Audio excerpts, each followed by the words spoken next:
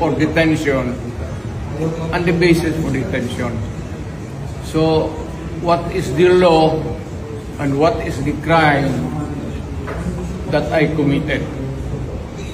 Show to me now the legal basis for my being here. As apparently I was brought here not of my own volition.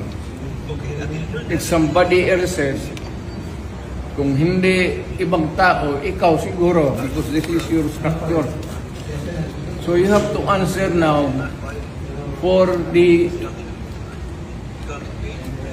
deprivation of liberty. People general naman kayo.